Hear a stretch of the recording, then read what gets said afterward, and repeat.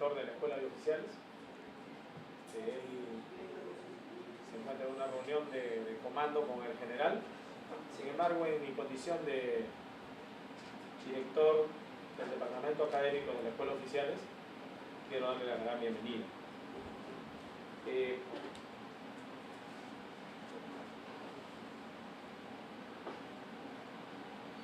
La asignatura de inglés aquí en la Escuela de Oficiales por muchos años ha estado llevándose a cabo sin resultados. Y es que la política del director de la escuela, director de la Educación y Doctrina, el general Guerrero Marchán, ha querido innovar, pero también sin dejar de lado a los catedráticos que han venido siguiéndonos con la vocación, pero sin una currícula que realmente llegue al cadete, tanto de primero, segundo, tercero, cuarto y quinto año. Y es que él, en un primer término, me dio un concepto inicial y me decía que no debemos olvidar a los docentes de inglés de la Escuela de Oficiales, sino más que todo hacer seminarios, capacitarnos de tal forma que esta currícula que la señora Techi ha podido mostrarnos aquí en la Dirección de Educación y Doctrina, y buena hora el director de la Escuela de Oficiales ha tenido a bien lograr que esa currícula esté con nosotros para el bien de los cadetes. En esta oportunidad quiero presentar a la magíster Cindy Kendall. Ella es magíster en Integrating Technology in Education. Yes? Cindy Kendall. Nice to meet you. Nice to meet you too. Welcome to Perú. Thank you very much. Y quiero pedirles a todos ustedes que la recibamos con una fuerte palma, por favor.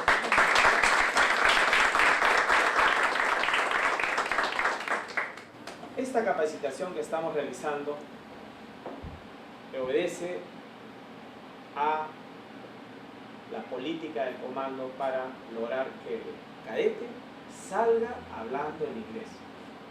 Recuerdo yo que cuando era civil fui a estudiar al Cultural Peruano Norteamericano, hace mucho tiempo. Sin embargo, me encantaba porque tenía catedráticos que llegaban a mí, que me motivaban a que yo aprenda otro idioma. Y es que me sirve porque cuando me voy a Estados Unidos con la familia, ¿no?, de paseo, porque tengo familia en Estados Unidos, viajo normalmente todos los años, puedo hablar en inglés, hablo un poco de Spanglish también. Sin embargo, es necesario que el cadete salga hablando y depende de ustedes. Es por eso que conversaba con Techi, nuestra amiga en común, y me decía que esta capacitación va a permitir que la currícula funcione en la Escuela de Oficiales. Es más, tenemos ese reto de que si hemos comprado la currícula para este año, queremos que el próximo año también compremos la segunda, de tal forma que podamos ir innovando poco a poco y que el cadete primer año, cuando termine el quinto año, salga hablando. Valga la redundancia, porque no se tomaba en cuenta este tema. Quiero agradecer también a la señora Techi, a nuestra amiga en común, la gana que le has puesto, porque realmente ella también ha estado como ustedes, integrando la plana de docentes en aquellos tiempos, es decir, no mucho tiempo, ¿no?, pero ha estado, y ella sabe el problema que existe en la escuela. Hablaba yo con ella y me decía, yo conozco todo el tema, todas las deficiencias y de repente las debilidades, las fortalezas, hablando del FODA, del FOR también, ¿no?, ¿Por qué? Porque no llegábamos a los cadetes. Esta vez sí queremos hacerlo. Yo le agradezco profundamente, señora Techi, por la iniciativa, por el esfuerzo desplegado para que los cadetes puedan adquirir esos conocimientos. También tenemos al oficial Sanamé, que es el jefe de administración de la escuela, que muy bien habla en inglés. Somos pocos los oficiales que de repente conocemos un poco el idioma inglés. ¿Y por qué no hacer un ente multiplicador? Más aún que tenemos a ustedes, los docentes, que le ponen todas las ganas para que se haga realidad este sueño. Gracias a todos ustedes y bienvenido a este curso de capacitación dictado para ustedes para la mejora de la calidad de la enseñanza de inglés, del idioma inglés. Muchísimas gracias.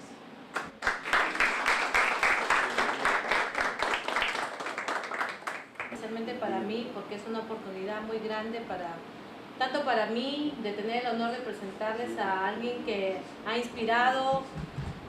me ha inspirado a usar la tecnología en el aula y que realmente ha cambiado el sistema, mi metodología, cómo he llegado a los alumnos en Estados Unidos y cómo también sé que puede funcionar aquí. Es realmente un honor para mí presentar a Cindy Kendall porque sé que los va a inspirar tanto como me ha inspirado a mí, como docente y como profesional, con miras a mejorar profesionalmente, porque va a enriquecer su profesión como maestros. Esa vocación que tenemos de hacer más, de dar lo mejor de nosotros, sin pensar en la remuneración, pensando en que lo único que nos interesa es que nuestros alumnos aprendan. Quiero que sepan que valoro su presencia, sé que todos tenemos cosas personales que hacer, pero sé que también han puesto de su esfuerzo para estar aquí presentes y realmente les agradezco. Agradezco todo el tiempo que me han dado durante estas 3 semanas que hemos estado trabajando hasta casi medianoche con algunos de ustedes y ha sido realmente un placer, lo he hecho con mucho gusto. Quiero que sepan que si me voy no quiere decir que se acabó, los voy a seguir llamando, como ustedes saben, quizás más que antes. Cualquier consulta siempre voy a estar tratando de resolverla desde allá. Tienen el comandante López, a la señora Nelvi, tienen a Arturo, mi asistente, tienen mi teléfono para que me llamen, me manden un email y para estar en comunicación.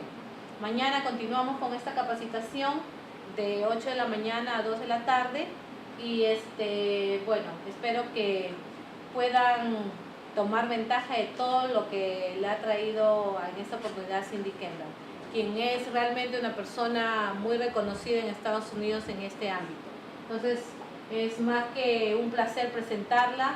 Ella solamente tuvo que estar 8 horas en Estados Unidos después de estar 3 semanas en la China, capacitando docentes allá, y gracias a Dios está aquí con nosotros. Ok, Cindy Kendall. Gracias.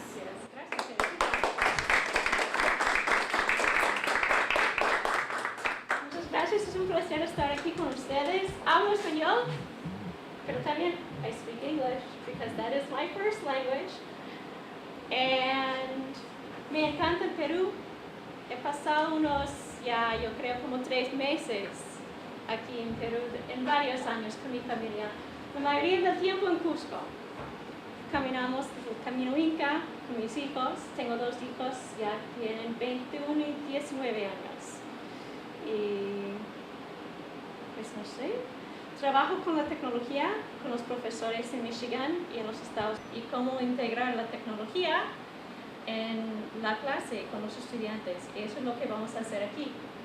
Pero sé que ustedes son también profesores de inglés, entonces yo puedo hablar inglés con ustedes la mayoría del tiempo y cuando no entienden nada puedo cambiar al español y a ver si me explico. Because it's also a good opportunity for you to hear the English. And many of the websites we'll work in are also in English. So sometimes the technical vocabulary will be more identifiable in English. So we'll work in both English and Spanish as you need. Sound good? Yes. Okay. what we'll work on together tonight and tomorrow are ways to get your students speaking. Because sometimes students don't want to speak. So we're going to look at different ways to help them practice, to help you teach, to make the material interesting, and to find ways to get your students speaking in English, because they need the practice. The more practice they get, especially in the speaking, the better and the easier it will come for them. So if you could just tell me your name, that would be really helpful. Usually I have you make name cards too, but I don't think we'll do name cards tonight. So if you could just tell me your name, I would appreciate it. Yes, my name is Diana. Diana? My name is Maria Isabel. Maria Isabel?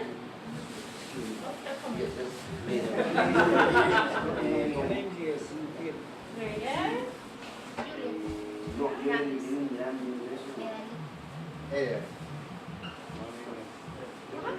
Edgar. José. Edson. Natalia. Natalia. Cristina. Marisol. Greta. Angie. Angie. Alicia. Muy bien.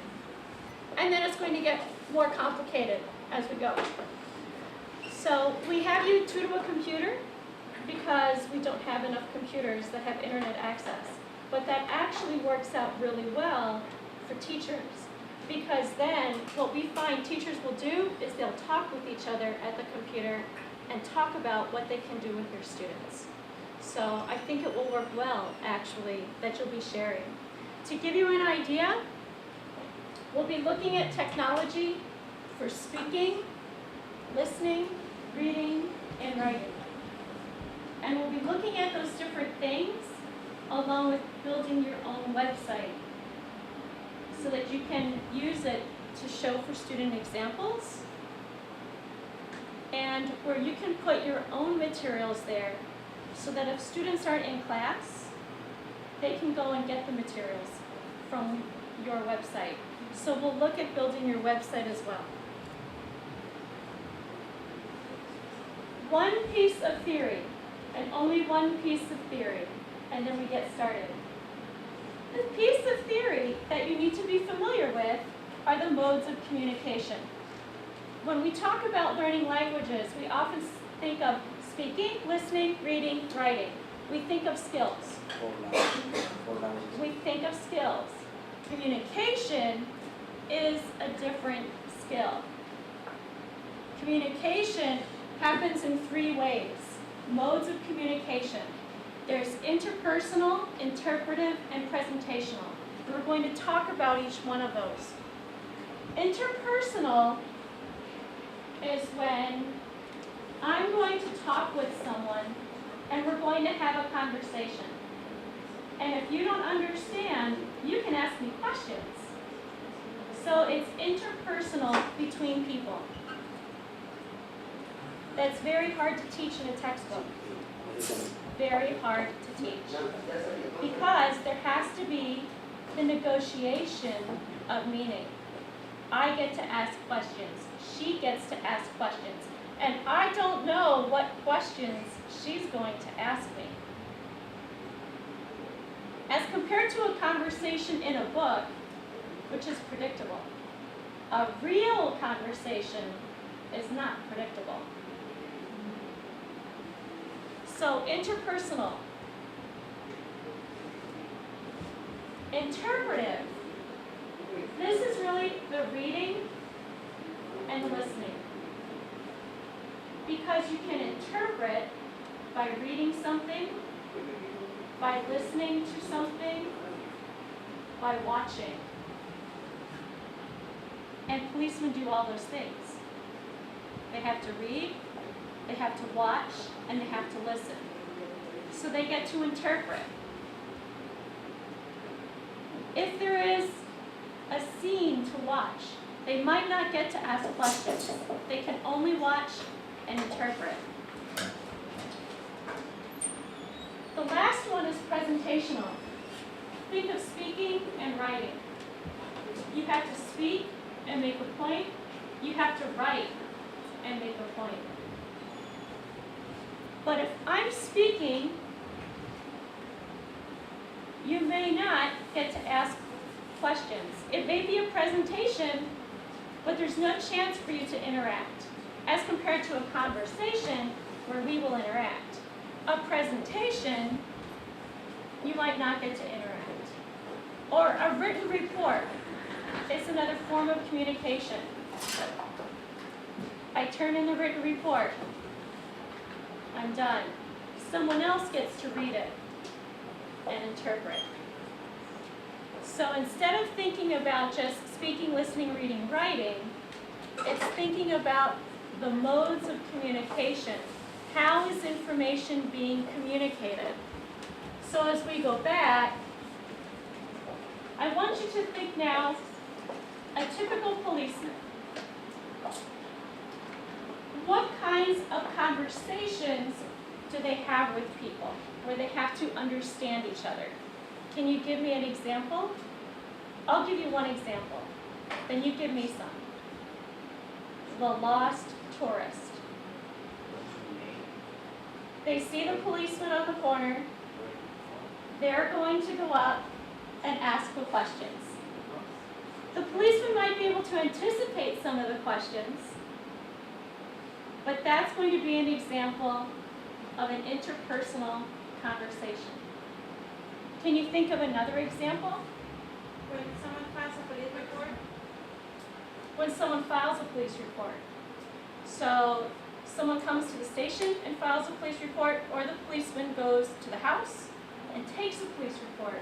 So a lot of question and answer has to go back and forth. That's a great example. Can you give me another one?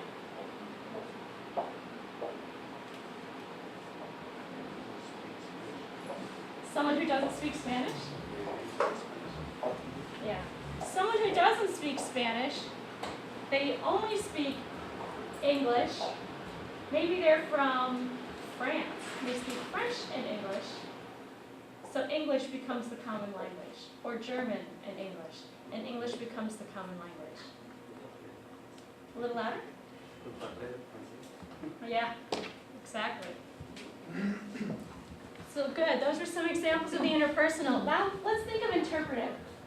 When would a policeman have to interpret a situation?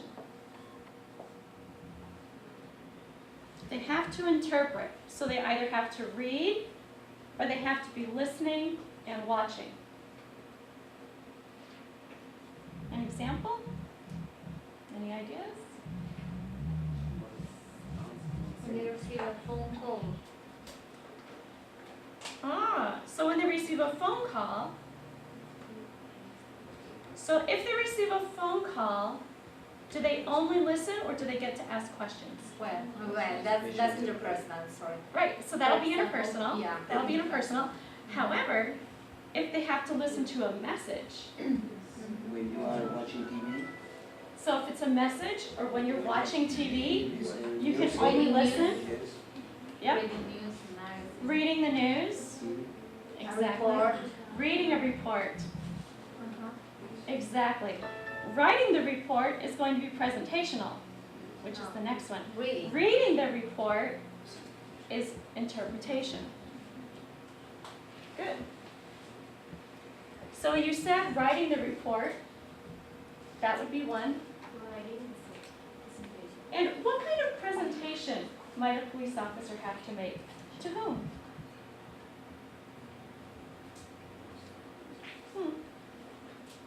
Maybe in this case, for example, you're referring a conference. Everything can, I would say, face to face. Any type of face-to-face presentation at a conference, perhaps? Or speak to school children? Yes, also. They might speak to school children or community group. And it might mix, because it might start presentation, and then they have question and answer. Interactive. And that takes us back to Interpersonal. that interpersonal. Once you can ask the questions back and forth Excuse me, miss. and negotiate meaning, that's interpersonal. I got a question. I don't exactly make the difference between interacting and interpersonal communication. What is the difference? The difference between interpersonal and interpretive, Interacting. interactive. Interactive Making question, answer question. more with communication between people. So good. So we have our 3 modes of communication. So that's a slightly different way to think about the 4 skills. We're still doing the 4 skills, but if it's for communication, for what purpose? For which of the communication styles? So on your computers, you actually already have a page that's going to be what I call a jump page, a starting page for our work together. So it's PH Teachers for Police Horizons Teachers.pbworks.com. phteachers.pbworks.com. And it should be on your computers already.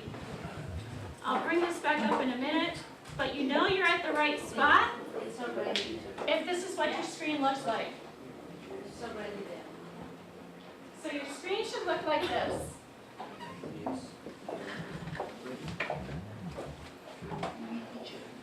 We're going to be at the August Integrating Technology Workshop.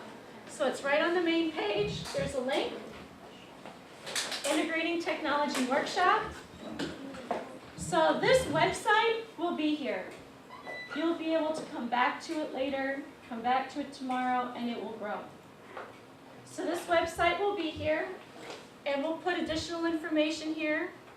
So Integrating Technology Workshop, if you click that, it should take us to a page which shows what we'll be doing together.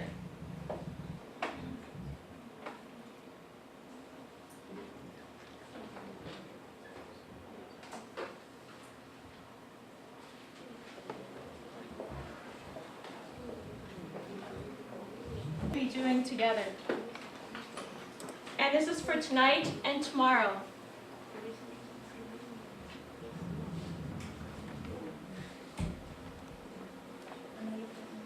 If you scroll down the page, you're going to see lots of examples of some of the things that we'll be making.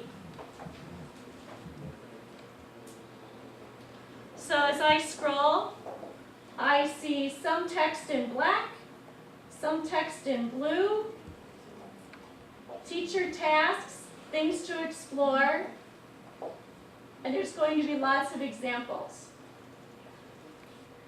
So part of what we're going to be doing is looking at some technology and then thinking from the teacher point of view, how would you use this with students?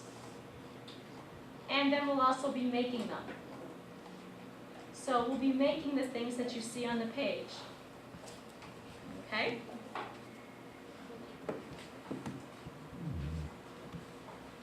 So the first thing I'd like to know is, I understand from Teresita that you've already done some work with Google Docs and Google Forms. Yes? Yes. Okay. Yes? Yes. And some of you have even already set up websites for yourself and your students. So you are awesome. So here's what I'd like to know. You'll see in section 1, gathering information through Google Forms. I made a Google form because I want to know more about you. So one of your first tasks is just to complete this Google form. So it's a simple form that'll open up in a new window. And this way, 1, I get to know your name. 2, I can figure out and look at your website. Because then as you're building it, I can help you out. And then 3, I ask you about some specific technology and how comfortable you are with it. Because that helps determine some of the things we do together. So I know there's 2 of you at a computer. So one of you fill the form out and then reload the form. And the other person can fill it out. Okay? So let's take a couple minutes and go ahead and complete that form. And then we're going to go to our first thing that we're going to make.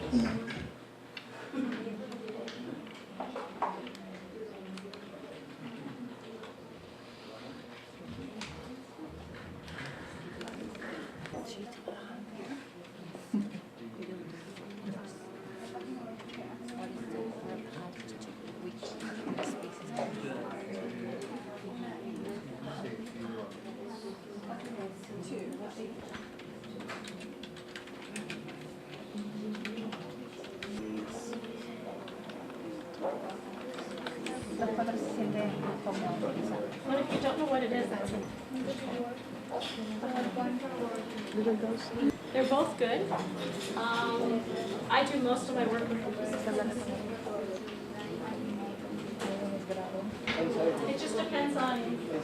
No.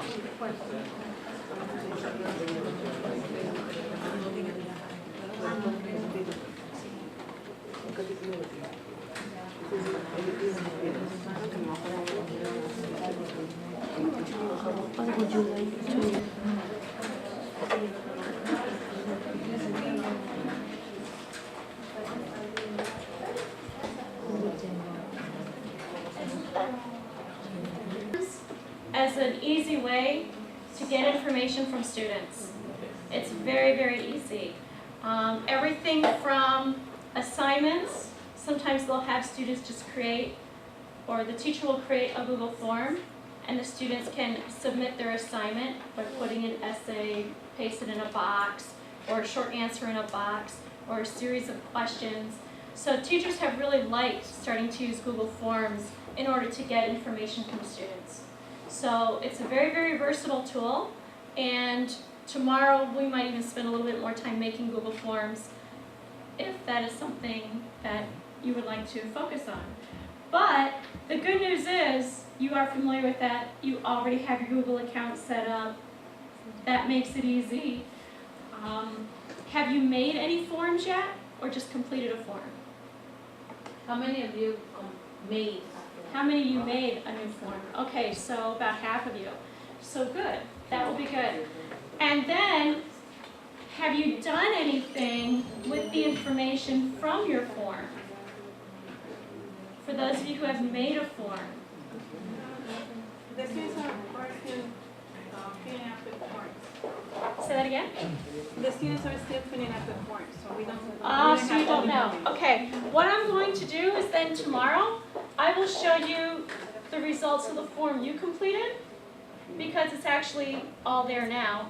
And I'll also show you how you can make some data charts with some of the information that's there, because it's really nice when it comes in so quickly. So we'll come back to forms tomorrow. On the main page, there's a section on the modes of communication to remind you about that. And we already did brainstorm during the PowerPoint what some of those different activities are. But here's what teachers in the classrooms really need to know. And it's the little teacher application point that's in this section. And this is pretty important for language teachers.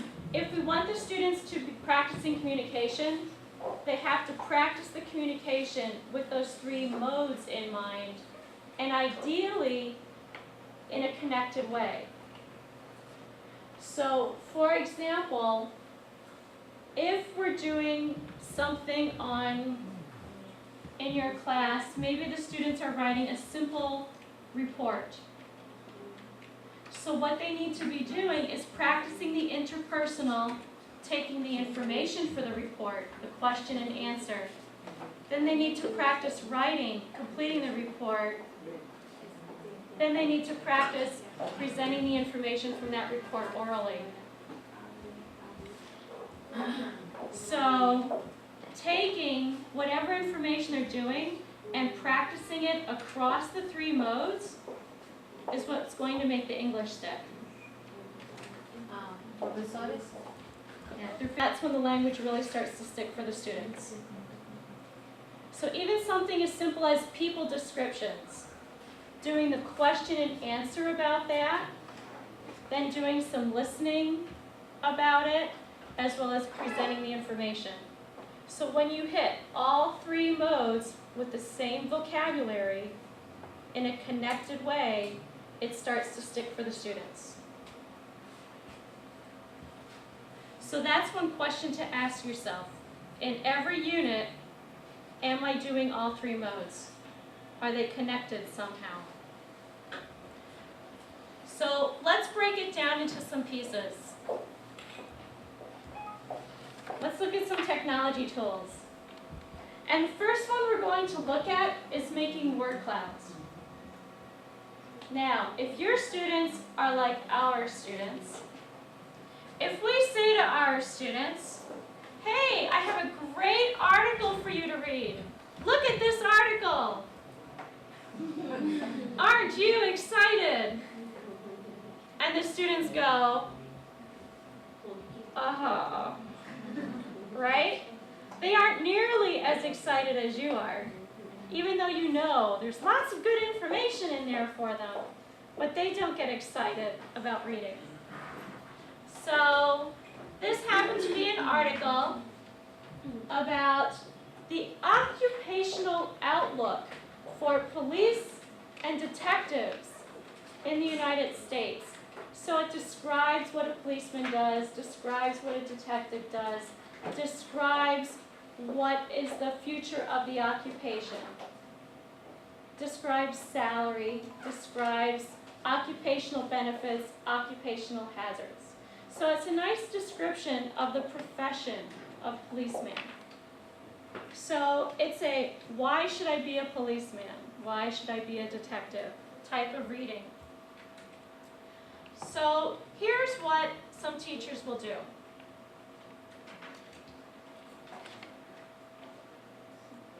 There's this tool called Wordle or Taggle, and we make what's called a word cloud. And if you click on this picture in the wiki, a new window will open and you'll see a larger version of the picture.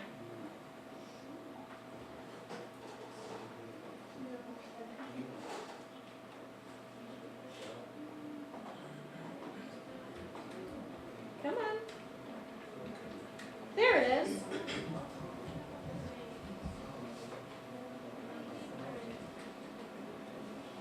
So when I want to work with some specific vocabulary, instead of giving my students that long article, It's not opening? yep, click on it, don't have it, some do. So I would say, just take a look at their computer. So you might want to get up and move and look over their shoulder. Do you have it, ladies? No? Okay. Yes, over here?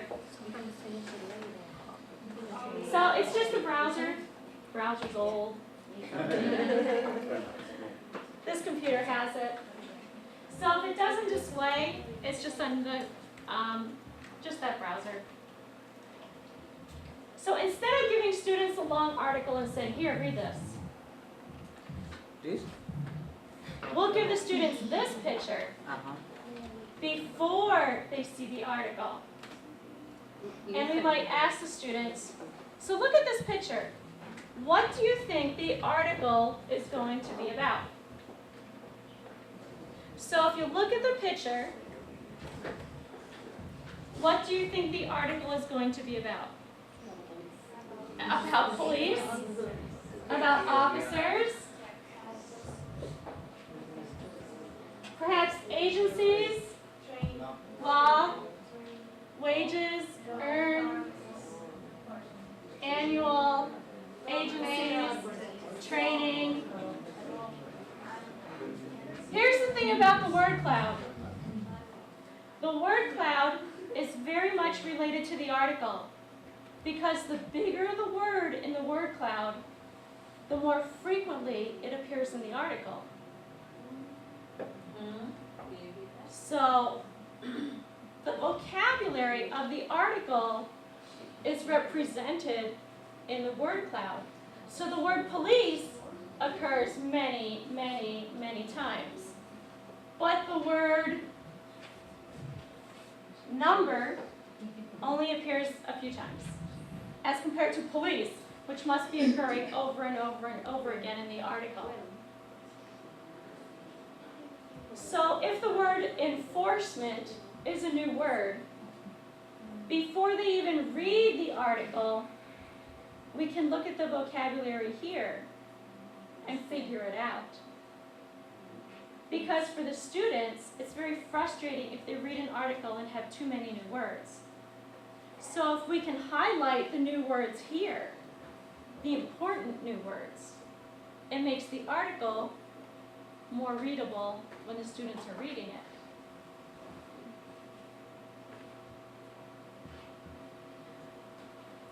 So one way we can make an article more interesting is to highlight the vocabulary first in a word cloud. Now what you'll notice on the wiki, from a teacher point of view, the word cloud could be used as a pre-reading, during reading, or post-reading. These are very common phrases for teaching. So as a pre-reading, we use the word cloud before they even see the article, and we anticipate what the article's about.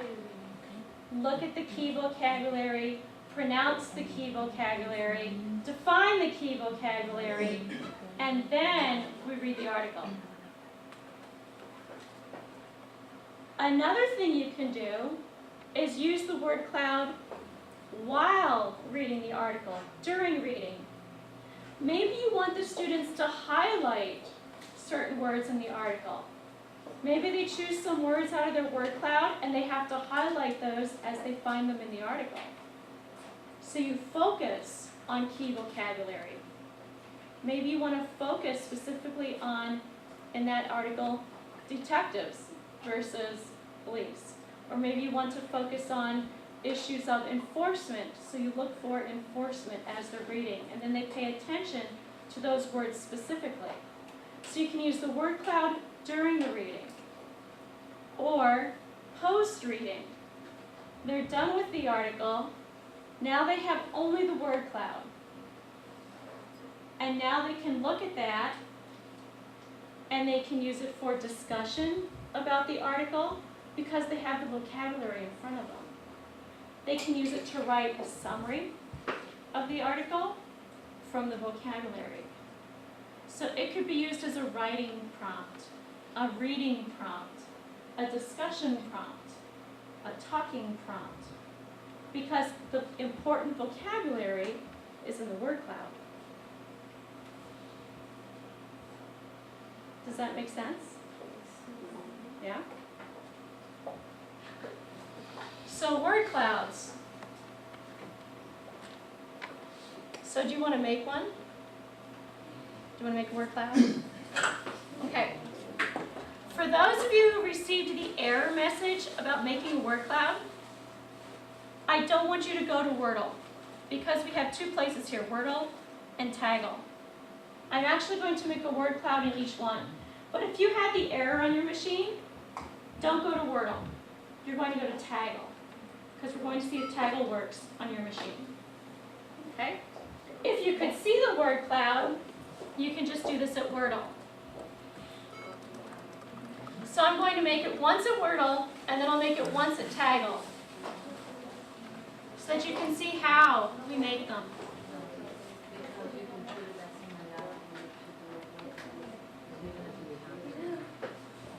So if you want to make a word cloud, you can make a word cloud out of any set of words. It could be an article, it could be a news article, a magazine article, it could just be a list of your vocabulary. She has a question. Yes? We can use that like a vocabulary Yes. in our case because we work with vocabulary and sometimes it's very difficult for the parents Right. to learn vocabulary. You can. You can type in your own vocabulary list. And use like a cloud. Yes. So you can take your vocabulary list and turn it into a cloud. Much more interesting to look at Yes. that way. So the biggest thing is you need an electronic version of your information from somewhere. So let me get another browser window going here. I'm going to do this first in Wordle, and then I'm going to make the same cloud in Taggle. Two websites, they both make word clouds. They both have their pluses and their minuses. So she's going to show you how to do one now. So we're going to take a look at how you do one. I'm going to imagine that I still have this long article. And maybe I only want the students to read a part of it. Yep, that's it. So I highlight the text that I want to turn into a word cloud. And I'm going to copy it. Now, I'm going over to Wordle. Wordle is very straightforward. See the Create button? That's all you have to look for. Once you click on the Create button, a box loads. There's instructions. Paste in a bunch of text. So I copied from the website, now I'm going to paste. So there it is. Now there's a Go button. I'm going to click Go. Now it's going to make my cloud.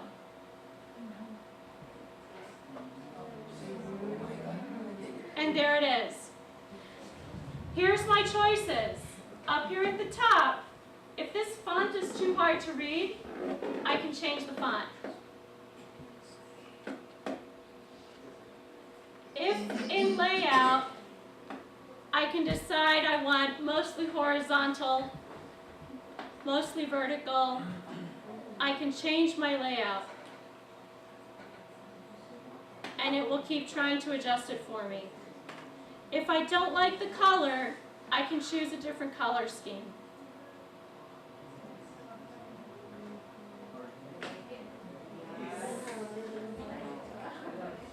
So I'm going to back up and make it again, because you saw that was pretty easy, wasn't it? Here's the thing about Wordle. Notice, you did not have to register for an account to make it. The trick to saving it at Wordle is saving it to the public gallery and use a username. Doesn't matter what name you use, because this is how you can find it later. Otherwise, there's no way to come back and find it. You're going to have to save it. So what I recommend, save to the public gallery, give it a title. I'm going to call this one Police Paragraph. I always use CKendall when I'm at this website, because that's how I can find my stuff later. So I save it as CKendall, I say OK, and it will be saved for me there.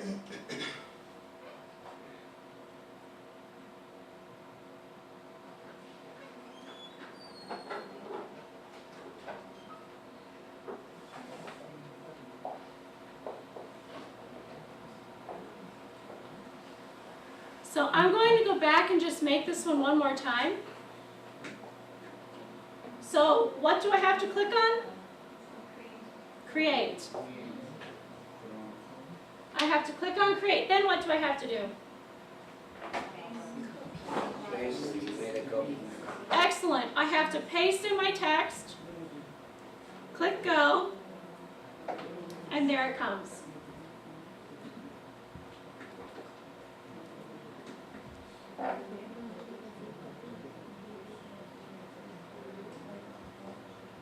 Or open in a new window, that'll put it in a new window, and you can save it.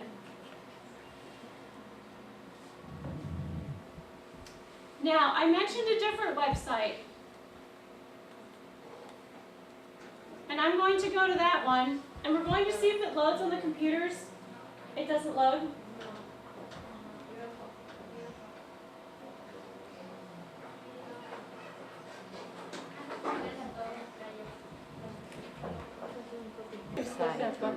Let's see if it allows you to actually install the Adobe Player, because we're going to need a flash player for tomorrow anyway.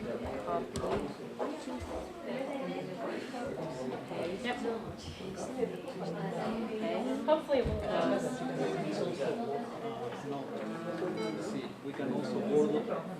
Bueno, tiene internet anterior y no. Yes. I'm going to make one in Taggle, and you can see if you like the environment. Then you can decide if you want to sign up. Okay? Because Wordle is very straightforward. Taggle is a little more complicated, but you have more options.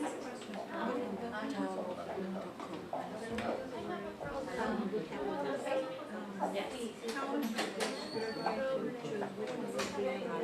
You can do that. I'll put a link on the wiki because I have to find the link. But there's a page on Wordle that has the advanced options. And there's a way to say, make this word big, make this word small. So you can do that. So I'll put that on tonight.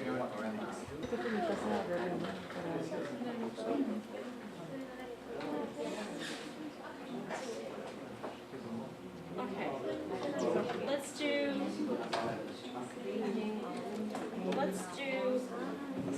see what we have done here in our next one. Let's go to just this police and detectives. Just copy a paragraph. Yeah, highlight and copy a paragraph, doesn't matter which one. Let's just test it. Signed in. I'm going to create new. So it's very similar to the process that we had before. I'm going to call it police paragraph. There's some text in here that I need to get rid of. So it's just in there as holding text. So it's a bunch of words. We'll get rid of that. And now I have my box where I can paste. So I will paste.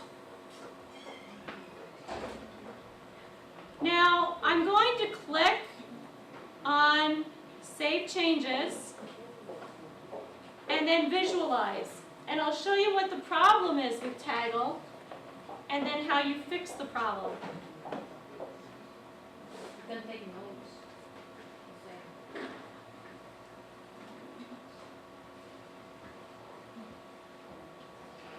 Okay. Notice what word is really big. And. Here's the nice thing about Wordle. Wordle is very smart. Wordle gets rid of the common words like and, the, with. Taggle does not. So if I don't want this word to be really big, there's a place here that's filter common words. So I need to manually remove them. So I will type and, the, then, will, with, they, may, there, are, for. I'm going to take out all those words. But that takes time. My shortcut for that, I actually have a Word document that has all these words in it. I highlight it and I paste them in there. It's an extra step, but it works. There. That's probably pretty good. So I'm going to save it and then visualize. This takes a few more clicks compared to Wordle. But I'll show you the other thing that people like.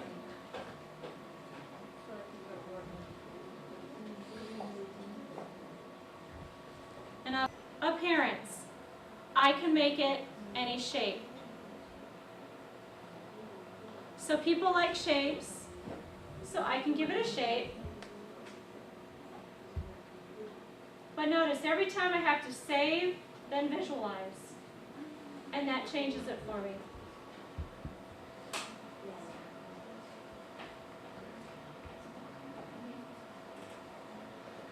I'm going to go back up here to tag source. The other thing that people like about Taggle is when you mouse over a word, it blows up and enlarges. Over here on the left-hand side, I can change this little address to dictionary. Instead of google.com, dictionary.com. What this will then do, which Wordle will not, as soon as I save and visualize. So you can see this one takes a little more time.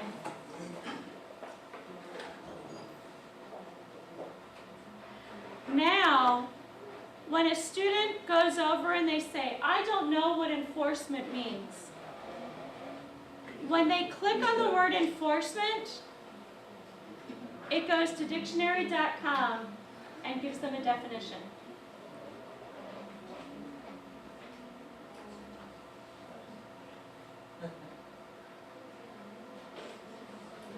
So I get an English definition of it, origin, history, etc.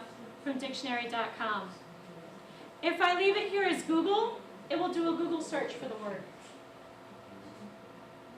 So what people like about Taggle is that it's dynamic, it's interactive. I can click on the word, it launches the dictionary. That people like. And if I go down, each of these tabs gives me options. When I go to grab and share, okay, yes, save it. You all have websites you're working on. When I go to grab and share, I can save it, place it on a web page, or send a link to a friend. So here's the link to my picture. You can now take the link, put it on your wiki. I can take this code, copy it, copy to clipboard. I can go over here to my web page. I'm going to edit this.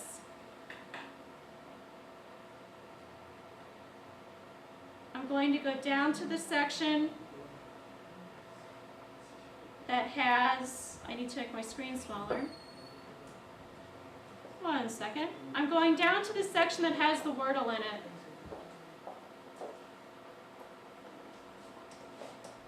And I want my Wordle to appear here. I'm going to insert the code I copied.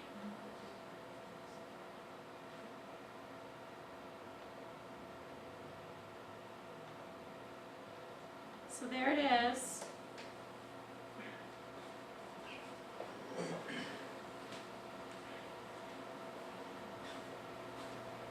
And hopefully now it displays here as well. It didn't because it's Java. Let's see if I can make it display the Java.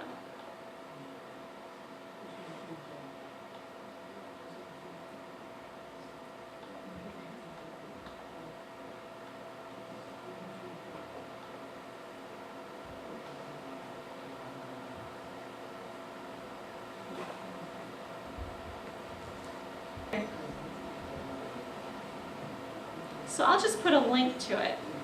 Let's get the link.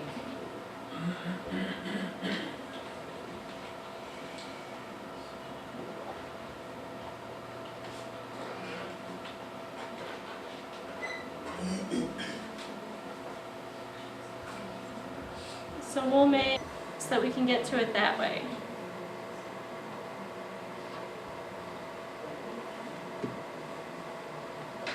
Link to a web address.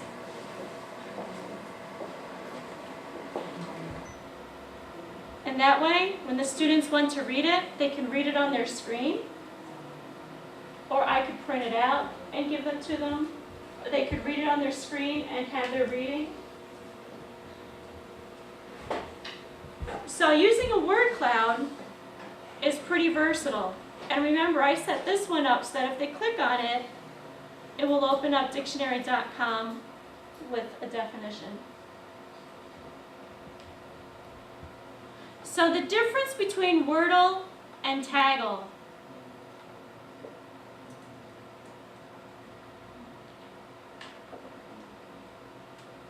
Go ahead and talk right at your computers for about 30 seconds. What's the difference you see between the two websites that will make word clouds? What are the biggest differences you see? You have 30 seconds to talk with each other. What are the differences you see? Go.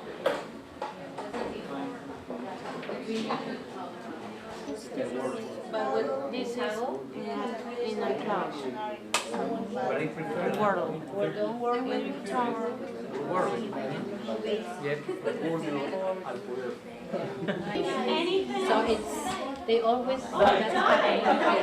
They come up with something like this, and then another company comes up with something like have more features. Yeah, like they did, like first they did high five, and then they create Facebook. Okay. Like that.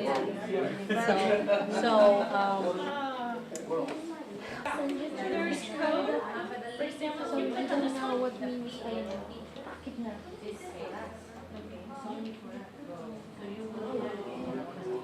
You die too? Okay. Scroll down. Right here. You would copy all that code and add it. Yep. And in fact, that's what I should do, is I should put the code in without using the insert widget. Use the actual code. No? Direction. That's about it. It won't let us help cadets find words in context or. Right. Right. But it doesn't allow you to have dictionary functionality. Maybe sometimes you don't need the dictionary functionality, you just want the word cloud. Maybe for other things, you want it to have the dictionary functionality. So you might find sometimes just doing a quick word cloud in Wordle is enough. That's all you need. But maybe you have a more complicated reading and you think, for this reading, I just might go to Taggle so that the cadets can click on it and get a definition, if they need a definition. Besides definition, can we add, for example, word reference, which is a kind of dictionary, English-Spanish, or only dictionary for English-speaking? Maybe. What it really is at Taggle, it actually is set up to search Google. And I haven't tried putting in wordreference.com to see if they use the same search string. It's the rest of that address, it's a search string. So I don't know, I haven't tried it at WordReference to see if it will work, but it might be worth it.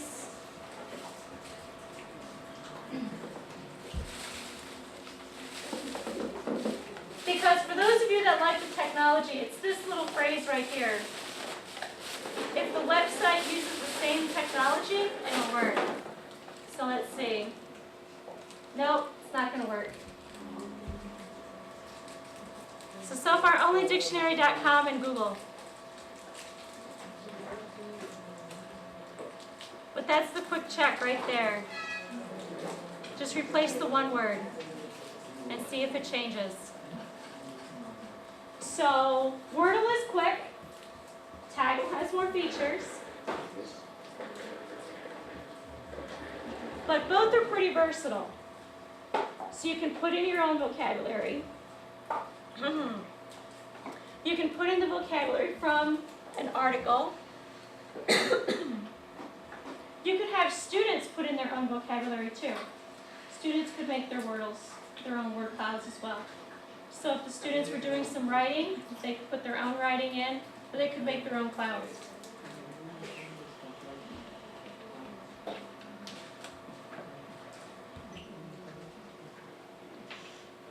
Any other thoughts about word clouds? So that's how you do your own weighting. So that's on the Advanced tab. Right up here. Any other thoughts or comments on word clouds? Okay, we're going to do one more vocabulary tool tonight, and then tomorrow is going to be heavy on the speaking. So let's look at one other vocabulary tool. Back on our our main page, there's a second tool for vocabulary called Quizlet. And it is strictly a vocabulary practice tool. That's what it's good for, not much else. Practicing the vocabulary. So I made a link, or 3 links, to some practice cards from the Minnesota Police Department and the Austin Police Department. Now, flashcards. We have probably all used flashcards. You have an index card, information on one side, maybe a definition is on the other, or a translation, or a picture. But flashcards help remember things, right? Okay, so here at Quizlet, it's flashcards, but electronic flashcards. So I'm going to open a couple of windows here.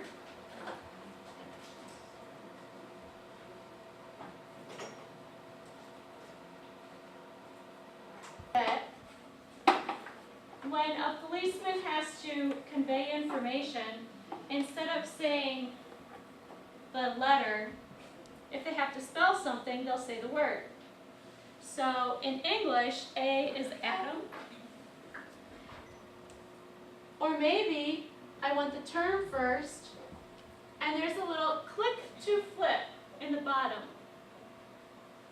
A, Adam, A, Adam. When I want my next flashcard, I click my arrow here, B, boy. So as I'm testing myself, B, boy, C, Charles. So I can choose to show one term at a time, or I can see the whole thing. C, Charles, D, David, E, Edward, F, Frank. In the upper left-hand corner, I can make it full screen so I'm not distracted.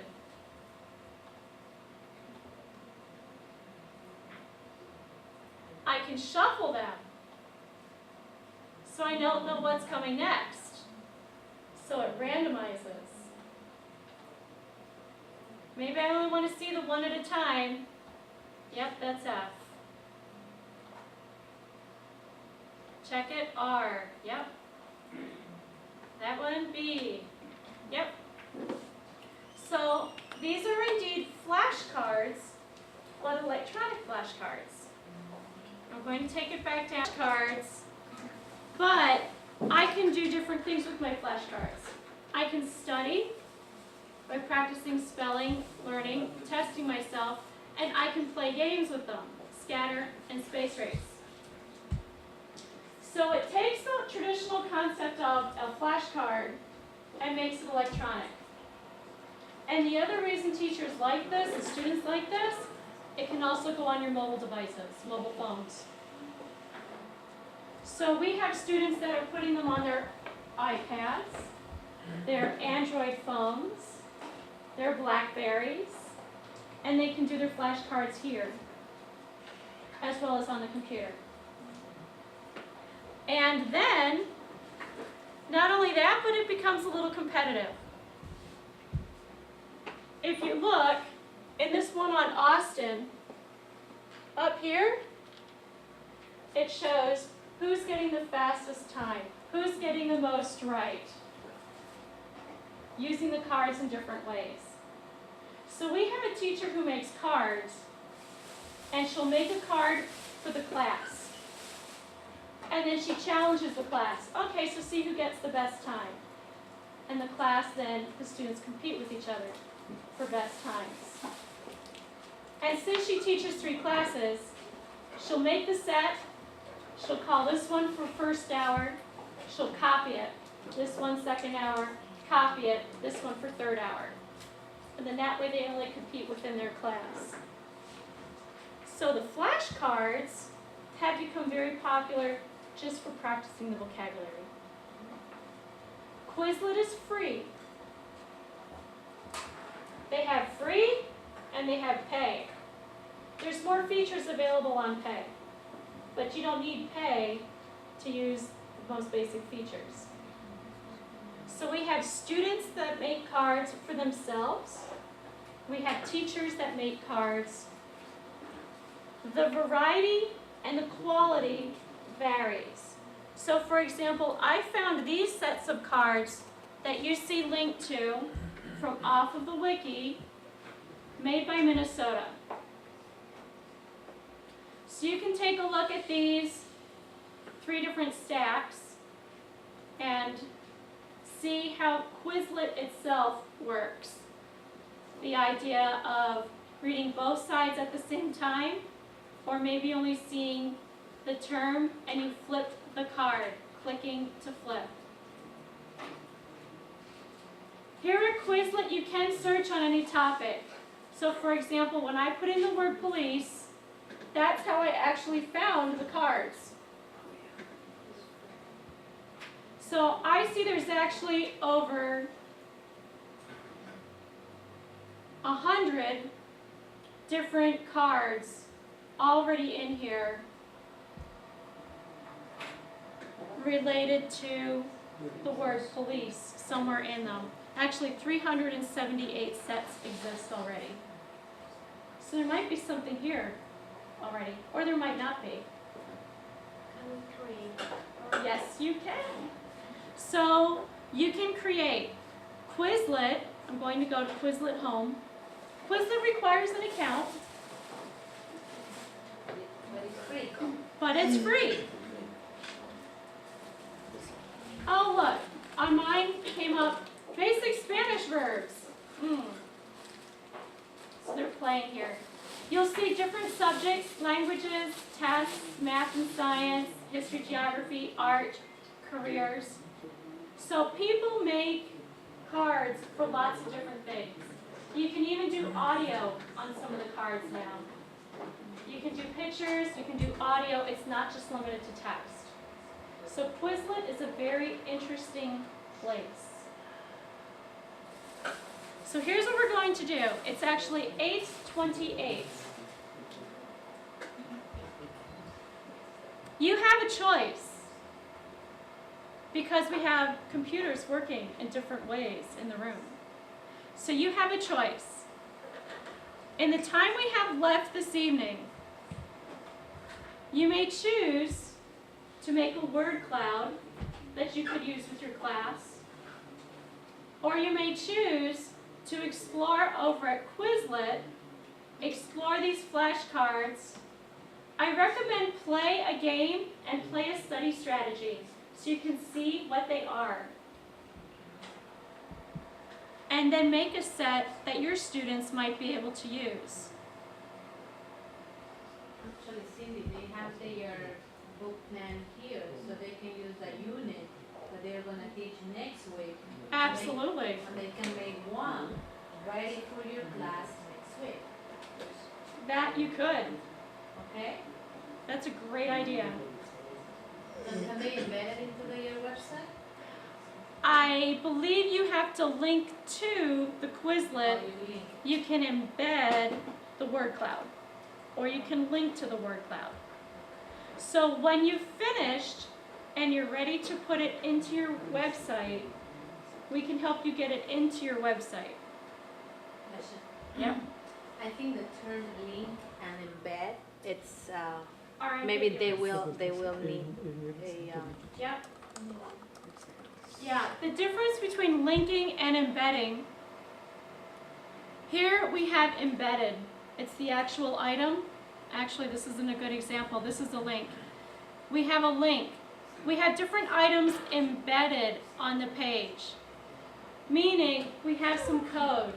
And when we bring the code to the page, it displays the item here versus linking. And this will become clear as we go through our day tomorrow.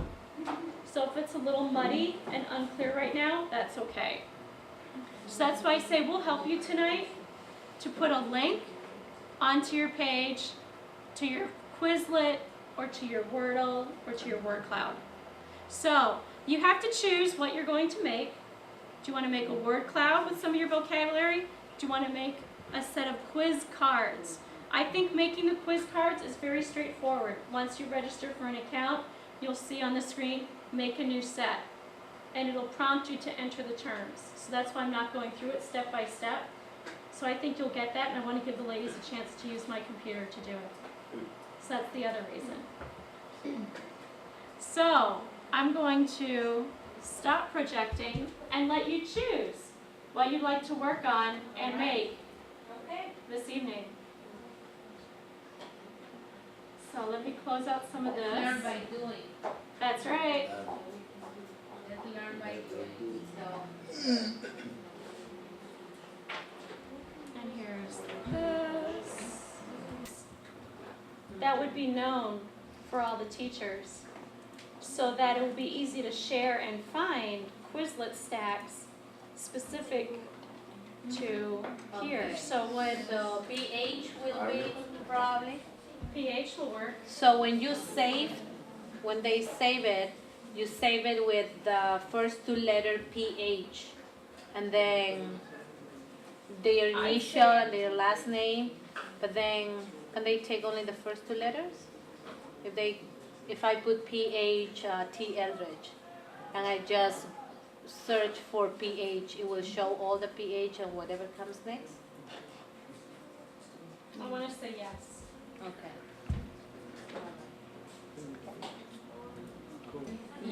What I mean is, when you do the account, when you do the account, you do your account normal. Don't forget to use the same Gmail, the same password with the numbers, because that part I had to learn myself, okay? I never knew that I'm gonna have to do so many accounts. Yeah.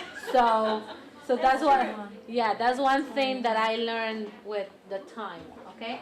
So when you save that particular flashcard, when you're already finished, then you save it, that flashcard, you start with PH and whatever, maybe lesson 1A, then lesson 1B. All the flashcards that we can create. Exactly. So then all of you will be sharing. Then you don't have to work too much. It'll be easier. It will be easier to find because everybody will be creating.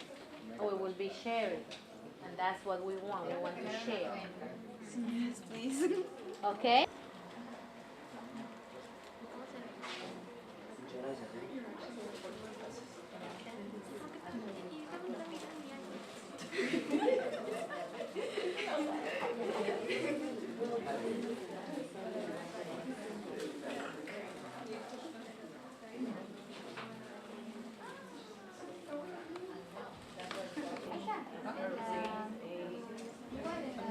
It's your flashcards. Keep going. Okay, we're not importing. Keep going. I wonder if we're not seeing a preview button because of that error. It's for the program. A headphone microphone that you use with your computer, bring it along tomorrow. Because these computers need a microphone. Yes. My laptop has a microphone built in here, but these computers do not have a built-in microphone. So if you have a headset microphone to use with your computer, bring it tomorrow, because tomorrow we're doing a lot with audio. A lot. Sí, por favor, micrófono.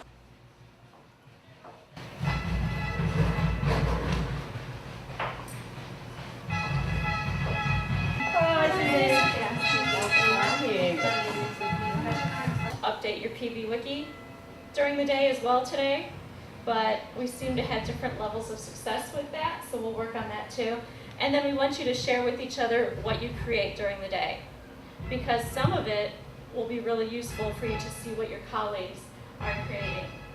As a reminder, this is the PB Workspace that has the links to everything that we're doing, so that when you go home or later, you can go back to that place. And we'll even put some detailed directions on how to do some of the things in case you forget and it's something you want to do a month from now or 2 months from now.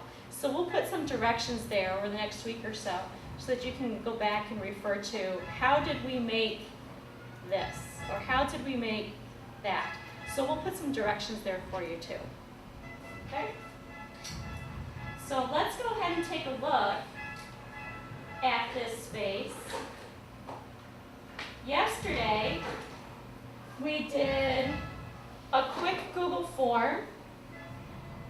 We talked about the modes of communication, the interpersonal, interpretive, and presentational. And then just to get started, we looked at a couple of environments to practice vocabulary. So we looked at creating word clouds to practice vocabulary and use that for either pre-reading, before students read something, during reading, while they're reading something, or after reading. So when they're done reading, use the word cloud as a prompt for discussion or for writing. And we looked at both Wordle and Taggle as two places where you can make the word clouds. Wordle is easier, but Taggle, you can make it link to a dictionary and give it shapes. And we also looked at Quizlet, and Quizlet as a way to make electronic flashcards. And some of you are exploring how you add images to that, or just do text. So I think that's going to be one that many of you find that you're going to like using. And perhaps you'll even have students create their own. Today, we're going into the speaking and the listening. And with the speaking and the listening, we're looking for ways to get students to practice talking and to practice speaking. So this first one is literally practice. This first one is a talking avatar. So we're not necessarily at a conversation, but it's a talking avatar. And what's an avatar? An avatar is a computer image that talks. So this woman right here is a talking avatar. And you notice when I move my mouse around on the screen, she follows it with her eyes. So that makes her seem alive. And students like that. It's really strange, but they like that.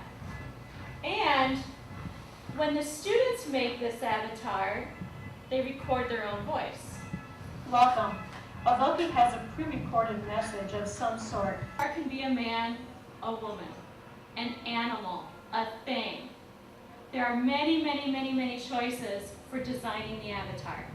And if you choose a man or a woman, then you get to change their hair, you change their hat, you change their eyes, you change their lips, you change their clothing. So you completely customize the Voki, which is what students enjoy doing. So that's one way to give voice. And we're going to make a Voki, and we're also going to look at this one. Instead of a talking avatar or computer image, this is a talking picture. You can use any picture. So this is a picture of my dog, and I'm going to make my dog talk.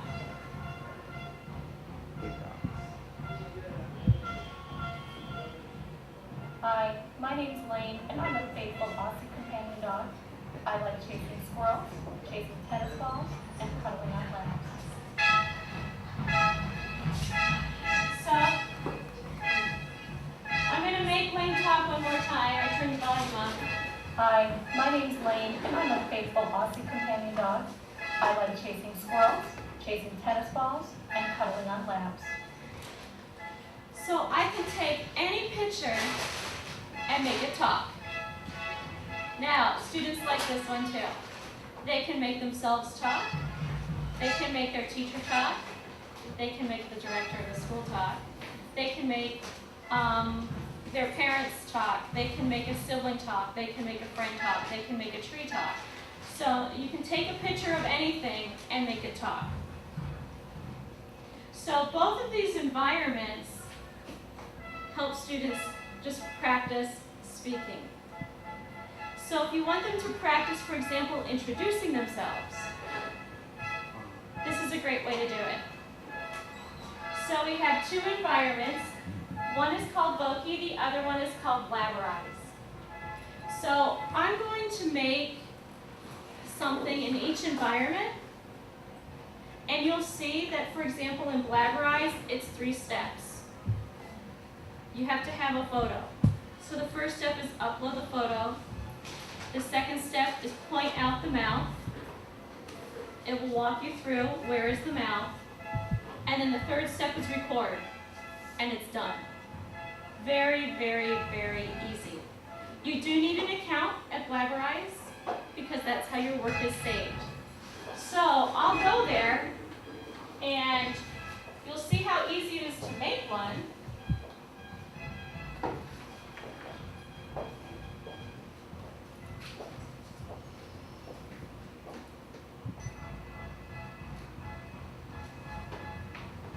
So here we are at Blabberize. I do have to log in.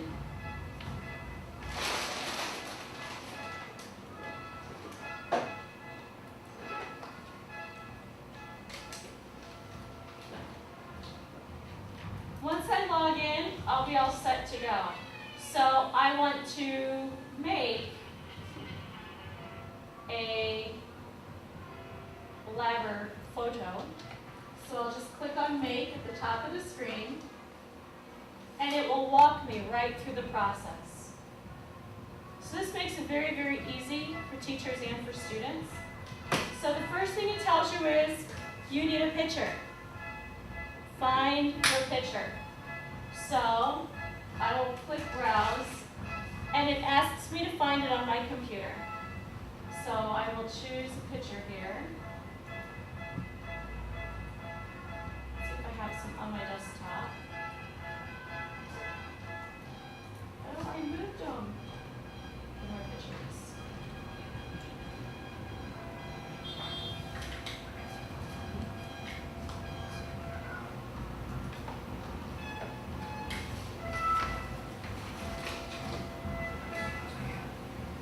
I'm going to choose my daughter and make her talk.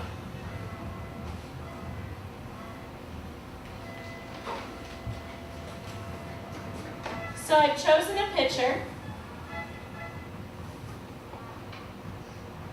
And at the bottom of the screen, it allows me to even crop this if I want to change the picture a little bit.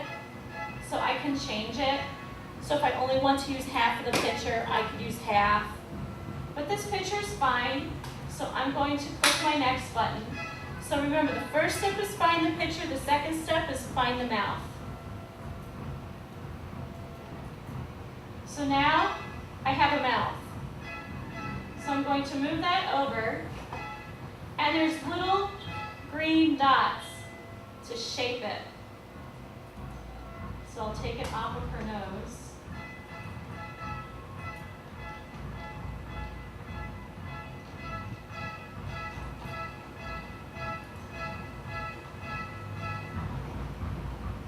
So that's pretty good.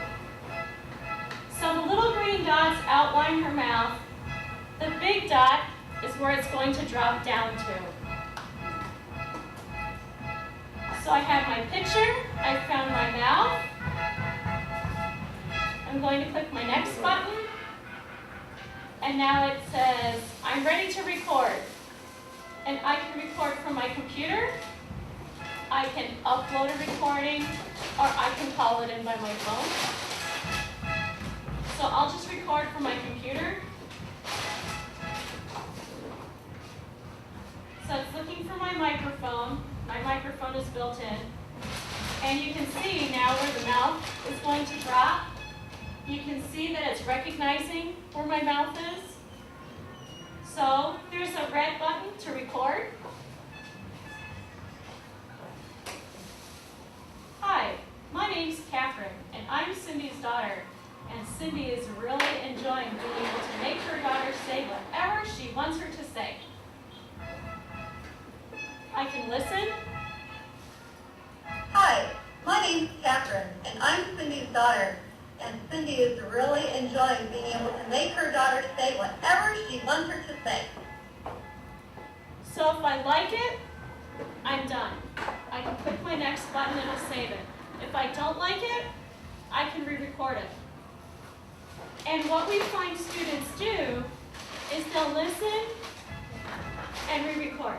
They'll listen and re-record. So often the students are more critical of their speaking when they get to hear themselves. And part of that is because they know someone else is going to look at this picture. So I'll imagine that I'm done, and I will click next. It lets me check it one more time, so I can play it. I'll just click OK, and then I'll save it. Talking Catherine, and I can make it private, so that way no one else can see it, but I'm not too worried about that for right now. I'll save.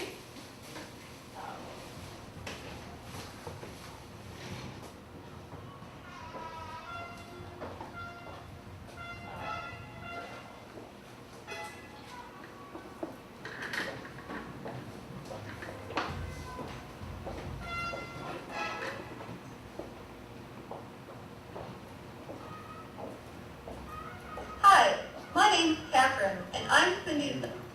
So it's done.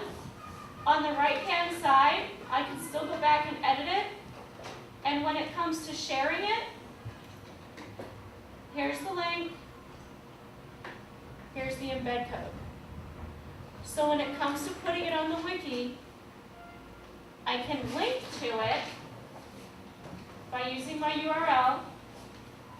So in fact, I'll do that now. I'll go back to my wiki. I can edit my page.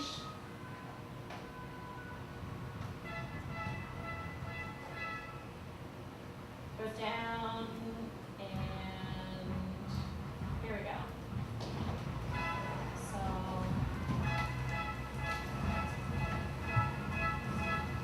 I paste the address, make it open in a new window, and that will be set. If I want to embed, make it appear on the page, which some of you like to do. I'll copy the code, go back to my site. This is my Glamorized photo embedded. Now, on PP Works, when you want to put your code in, do you remember where you need to go to do that? Okay. So if I wanted to appear embedded on this page, I have to go up to the Insert button, and then down to HTML, JavaScript. When I go to Insert HTML JavaScript, it tells me add your code. So this is where I paste it. And I believe this is Flash, so this is good. So I paste it, I say next. It says this is what you're going to see, that's good. Insert, and it should be there. So I'll save it.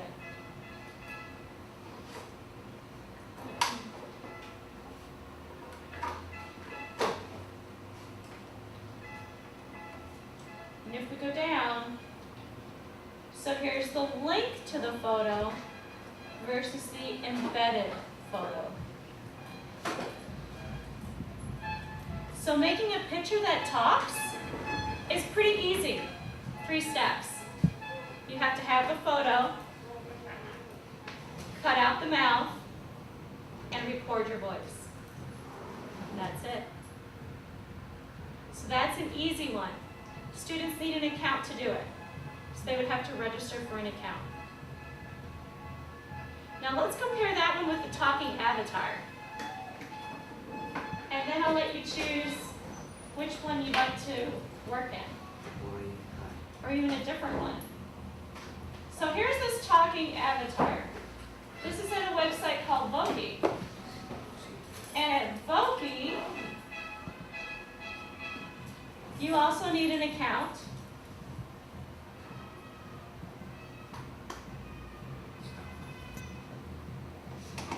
So I'll sign in here to Voki.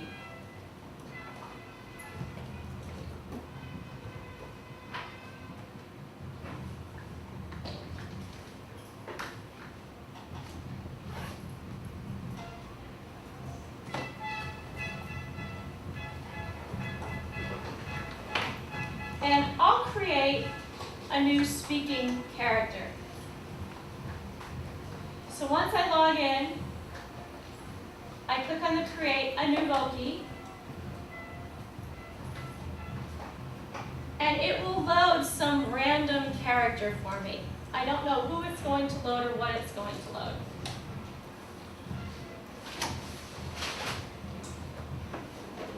So it loaded this fellow right here. I can keep him or I can change him. In Voki, the biggest part is to click up here for customizing. Because when you click here, all of your options change.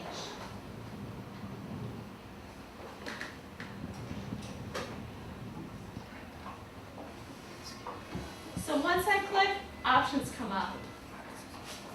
And the other part about Voki is there's little arrows here, which give you even more options. And the clothing and the bling, or accessories, the jewelry, will change depending on the character you choose. Girls have different options compared to the boy characters. So here we have the wizard. Maybe I'll pick somebody different. So I'll look here at different characters. I'll go to classic, because then we have a person to deal with. And I'll choose this person. I can change her hair. Lots of options. We'll make her brunette. Or maybe, that's kind of nice. I can change her lips.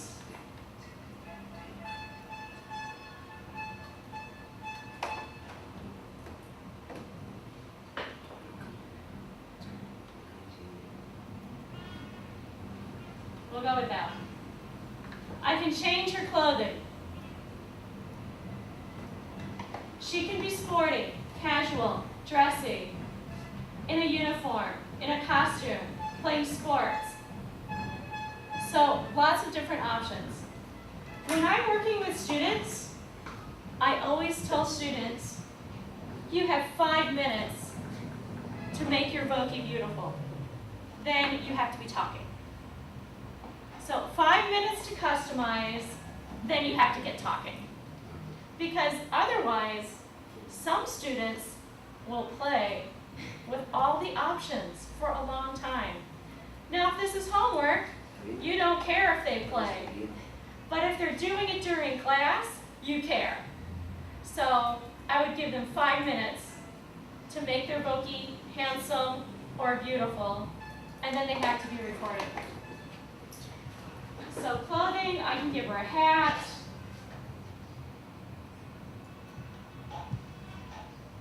That's pretty ugly.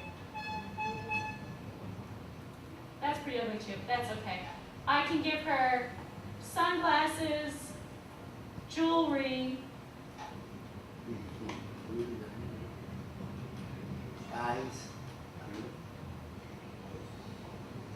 So all kinds of things. Once I have her finished the way I like her, there's a done button. So that gets me done with decorating and designing my avatar, my Voki. Then I make it talk. I can call it in, I can type it in, and it will be computer generated. Now that's okay for students who might have speech problems or whatnot, but with the students you're working with, you want them to record themselves.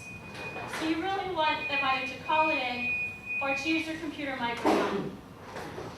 So when I record with my microphone, it's very similar to what we saw with the talking picture. An environment opens up, there's a record button. You can record for up to 60 seconds, 1 minute. That's a long time. It really is. That's a long time to be speaking. So I'll go ahead and record something.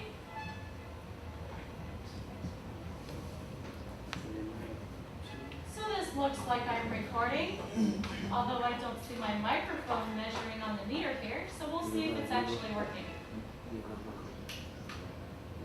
So this this looks like I'm recording, although I don't see my microphone measure. So I was recording, so I'll re-record. So if I don't like it, just like that, I was checking it, I'll now press record again. Hi there. I am a very cool lady with red hair and a black shirt and a white tie and a black hat and dark sunglasses. Hi there. I am a very cool lady with red hair and a black shirt and a white tie and a black... So it saves it, it plays it back for you right away so you can hear it. Once you like it, save. And this is just my audio. It wants you to give it just a quick name, and that just saves your audio. And then you need to click that green done button again. Hi there. I am a very... So I've customized it, I've given it some voice, I can change the background. So not only do I customize the character, I can put her in a place. Maybe I want her in the city. So I can put her in a new place. I can say done. When I'm done, totally done. Down at the bottom is a publish button. That's my big save button. I'll just call her Cool Lady.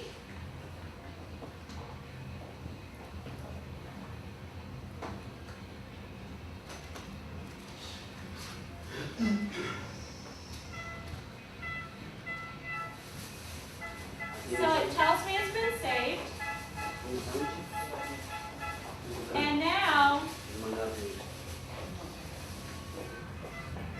you get your choice again of an embed code or a link to put on your page. Yes, you can. Can you put it in Facebook? Yes. It's a link like any other link. So you can share it through Facebook, you can share it through a wiki page. If your students are going to have their own PBWorks wiki site, they can put it on their website. And that way you can just go to their website and see it. Or they can email the link. So those are two places that are very successful in getting students to practice talking and to practice saying some speech. Some teachers use it for pronunciation practice. We want to hear you say these words, and the Voki says the words. Some teachers also use it for listening practice. The teacher will make 4 different Vokis, and the students then have to match what they hear to something they have written.